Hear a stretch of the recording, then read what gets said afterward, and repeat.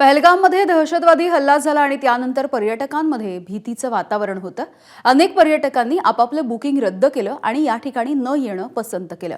मात्र दुसरीकडे काश्मीरला येऊन पर्यटकांनी दहशतवाद्यांना उत्तर द्यावं असंही काही पर्यटक म्हणतात। गुजरातहून आलेल्या एका कुटुंबियांशी बातचीत केली आहे आमचे प्रतिनिधी सूरज सावंत यांनी। पहलगावच्या बेसन व्हॅलीमध्ये झालेल्या दहशतवादी हल्ल्यानंतर टुरिस्ट पर्यटकांच्या मनामध्ये भीतीचं वातावरण होतं। मात्र आज असंख्य पर्यटक हे याच ठिकाणी जो दहशतवाद्यांचा हेतू होता या ठिकाणाहून जे पर्यटक आहेत ते येऊ नयेत, इथल्या अर्थव्यवस्थेला कुठेतरी फटका देण्याचा, त्यानुसार अनेक लोक या ठिकाणी आलेले आहेत। गुजरातमधनं ही संपूर्णतः फॅमिली आलेली आहे। आपण त्यांच्याशी बातचीत करणार आहोत। सर, क्या कहेंगे जो हमला टूरिस्ट के ऊपर हुआ इसके बारे में, और जो इन लोग का हेतु था कि यहाँ पे टूरिस्ट ना आए? हम तो यहाँ पे 22 तारीख से यहाँ पे कश्मीर में घूम रहे, बहुत यानी कि यहाँ के लोग भी अच्छा सपोर्ट कर रहे। बाकी घूमने के लिए यानी कि हम गुलमर्ग सोनमर्ग सब घूम के आए।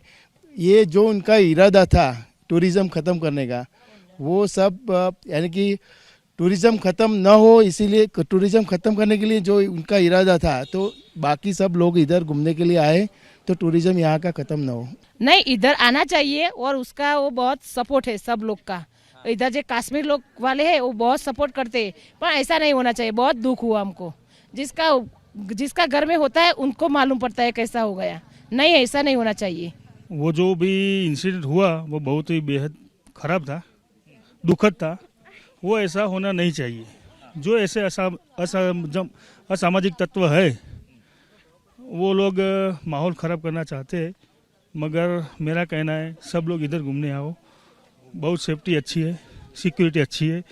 पब्लिक को वही बोलेंगे कि आप इधर कश्मीर आओ, बहुत बड़े बड़े टूर में आओ और बड़े बड़े ग्रुपों में आओ, तो वो आतंकवाद को मालूम हो कि हौसला हमारा अभी भी मजबूत है और बहुत इधर जन्नत है कश्मीर में। टुरिस्ट लोकांनी मोठ्या संख्येने या ठिकाणी यावं आणि दहशतवाद्यांचा जो हेतू होता तो कुठेतरी सफल होऊ न देण्याचा आवाहन त्यांच्याकडनं करण्यात आलेलं आहे। व्हिडिओ जर्नलिस्ट अनिल संगारेसह मी सूरज सावंत, एबीपी माझा, श्रीनगर। एबीपी माझा, उघडा डोळे बघा नीट।